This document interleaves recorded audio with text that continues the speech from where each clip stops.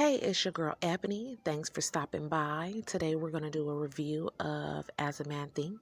We're going to just do the first chapter, just going over the highlights I got from the first chapter, which is thought and character. So if you guys heard of the book, it is a very good book, a really easy read, and it just goes over the thoughts that we think, how important they are, and how they do crystallize into our life. Okay, so just briefly, I'm not going to do too much gibbering. We're going to get straight down to the good stuff, the juicy stuff, the book. Okay, so the first chapter is like I said, thought and character. And the first highlighted section that I have is act is the blossom of thought, and joy and suffering are the fruits. Those does a man garden in the sweet and bitter fruitage of his own husbandry. So basically, and what that means to me is the blossom of your thought, which means what we're thinking in our head and what we're saying are the fruits that we're going to get. So whatever we're festering on is the fruits that's going to grow. And just like a tree, you know how we plant a seed, we have to water the seed and we have to wait for it to actually blossom into our life. That's the same way that words act on our life. That's the same way that thoughts act on our life. So just like a word, just off topic of the book, just a little bit, bear with me. So spelling is saying a spell. It's a spell that we're actually putting out in the universe for all the words that we actually say. So that's why it's really important that we do make sure we do monitor our thoughts, because they are gardens in our life. So we could plant a weed or we could plant a apple tree, so to speak. Okay, the next section that I have that is highlighted is gardening are fruit of divine promise and confidence. Then this, that man is the master of thought, the molder of character, and the marker and shaper of conditions, environments, and destinies. So we're co-creators, right? So what they're saying right here to me, go ahead and please share your comments below, is since we are the molder, we are the masters of our thoughts. So that means that we choose what we think. We choose what we want to think and what we want to express. We can actually stop a negative thought. So if we think something negative, we can actually stop it in its tracks and change it to something positive. I read in a book a few years ago that actually has changed my life. Whenever I do start a negative thought, or I do even get to complete a negative thought, I right after that say 3 positive thoughts to actually counteract that negative thought. For example, if I say, oh, I'm really fat, just an example, then my 3 positive thoughts would be, I eat good food, I exercise, and I drink plenty of water. So that would counteract that first thought. Since we are in control of our thoughts, that is a very good habit to get into, and I practice it, and it has changed my life.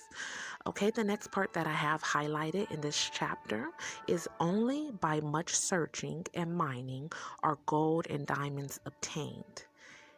And the man can find every truth connected with this being if he will dig deep into the mind of his soul, and that he is the maker of his character and the molder of his life and the builder of his destiny. So basically what that's saying to me is that when you're searching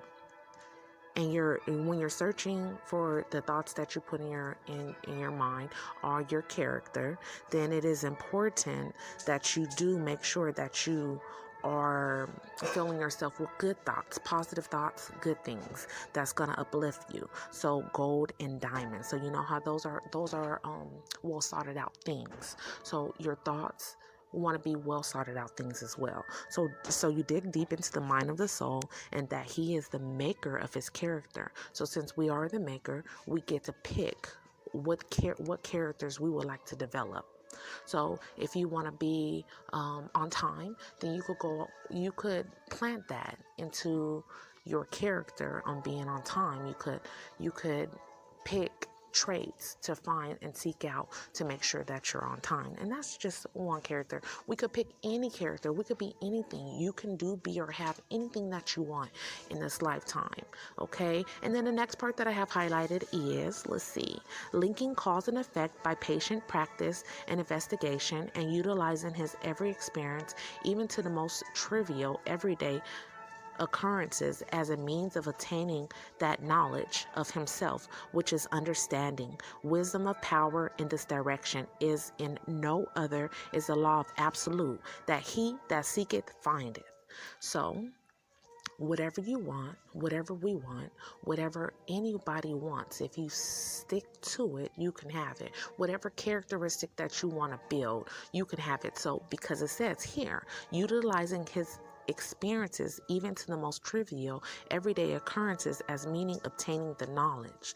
He that seeketh findeth. So if you seek to be on time, you will find it. If you seek diamonds, you will find it. If you seek to be successful, you will find it. Your character is on you. It's up to you to become who you want to be. So effects on thoughts and circumstances is the next part of the same chapter that we're going over. And the next part that I have highlighted in that part is, man's mind may be listened to a garden, which may be intelligently cultivated or allowed to run wild, but whether cultivated or neglected, it must and will bring forth. So back to the garden. You know how at the beginning of that chapter we did compare our mind to a garden, right? So if we compare our mind to a garden, you do actually have a choice. Like I said, we could go ahead and plant that apple tree, or we can plant a weed. The choice is ours, and that boils down to the thoughts that we are thinking. So you may cultivate and run a wild weed, going back to, oh, I am fat, oh, I am lazy, oh, I am, fill in the blank, anything negative. You know, the negative thoughts that you're telling yourself, those gotta go, because that's planting and cultivating and watering a weed. Why water a weed when we could plant an apple tree and reap the fruits of delicious apples, or delicious oranges, or success, or a healthy body, or a disciplined mind. A disciplined mind is very important. Or fill in the blank, whatever it is that you want. You want wealth, you can have it. We just have to cultivate it. So no useful seed are to be put into it, then an abundance of useless weed seeds will fall therein. So if you do not put seeds that are useful to you, weeds will grow. It's just like your backyard. You could have a beautiful backyard with apple trees and orange trees and beautiful grass. You could have a beautiful rocks. You could have all this beauty in your backyard, right? But you have to go in that backyard and plant that seed for the apples. You have to go in that backyard and water the grass. You have to tend to your garden, tend to your backyard like you should tend to your mind. Now, if you do not tend to that backyard, then you will have weeds everywhere. You will have weeds, purple weeds, yellow weeds, grass unattended to. You will have an ugly backyard. This is the same thing with your mind. If you do not discipline yourself to tend to your mind like a garden, then it will grow wildly like a backyard that is not tended to. Okay. The next portion of the book that I have highlighted is, the soul attracts that which is secretly harbored. So that which it loves, and also that which it fears, it reaches the heights of its cherished aspirations. It falls to the level of its unchaste desires, and its circumstances are means by which the soul receives its own. So whatever you secretly desire is what you get. That's it, right? Okay, and the next portion that I have highlighted is it in the light of this truth, what then is the meaning of fighting against circumstances? It means that a man is continuously revoking against its effects without while all the time he is nurturing and preserving its cause in his heart. So, effects without that portion is just saying to make sure you pay attention to what's in your heart and what you're secretly thinking about, because you get what you think about. The next paragraph: men are anxious to improve their circumstance, but are unwilling to improve themselves. They therefore remain bound. The man who does not shrink from crucifixion can never fail to accomplish the object upon which his heart is set. So, a lot of people want to improve. A lot of people want a fit body. A lot of people want to be wealthy. A lot of people want to travel the world. However, a lot of people is not willing to do what is necessary to actually get those items. The first thing to do to get those items is to check your mind, discipline your thoughts, discipline what you're thinking, what you're putting into it, what you're actually putting into your mind is very important. Back to that garden. We're going back to that garden. If you want an apple seed, you have to plant that apple seed. Not only plant that apple seed, you have to water that apple seed. Not only water it, you need sun. So if you want a fit body, you have to do what it takes to get a fit body. And it starts with your thought. You cannot be telling yourself that you're fat. The next part is good thoughts and actions can never produce bad results. Bad thoughts and actions can never produce good results. That's self-explanatory. Suffering is always the effect of wrong thoughts in some direction. Again, you cannot be telling yourself you're fat. You cannot be telling yourself anything that's against what you're trying to get. Suffering ceases for him who is pure. A man may be cursed and rich. He may be blessed and poor. A man is not rightly conditioned till he is happy, healthy, and prosperous beings.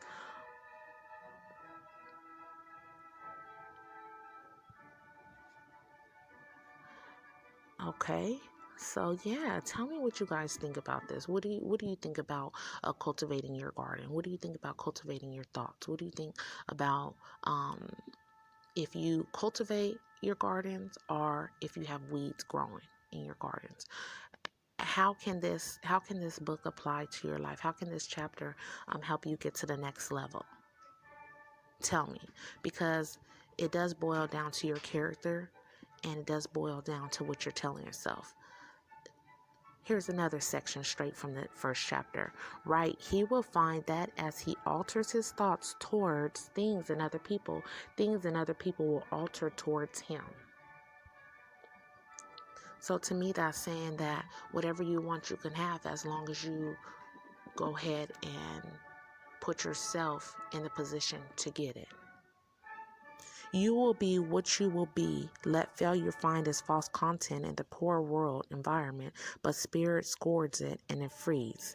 It masters times, it conquers space, it cowards the beautifully trickster of chance, and birds are circumstance, uncrowned and filled a servant place. The human's will, that force unseen, the offspring of a deadliest soul, can hew a way to any goal. The walls of granted intervene.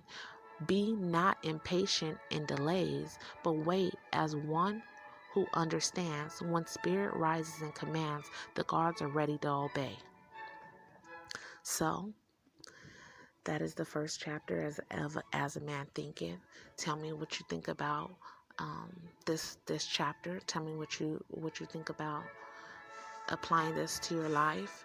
Tell me if you like the chapter. You could actually get a free download of the book. Just go ahead and go to Google, type in "As a Man Thinketh," the PDF version, and you'll have a copy of the whole entire book. Again, it's only about 57 pages. It's a real easy read, and this book has changed my life. I love this book, and I recommend it to everyone because it has really good jewels in it. So tell me this. Are you going to go download that PDF version of the book, As a Man Thinketh? Tell me what you think about this video. And if you like this content, please subscribe, like, and comment below. All right. Thanks for making it to this part of the video. And again, you could get that free download, and I'll put a link in the comments below.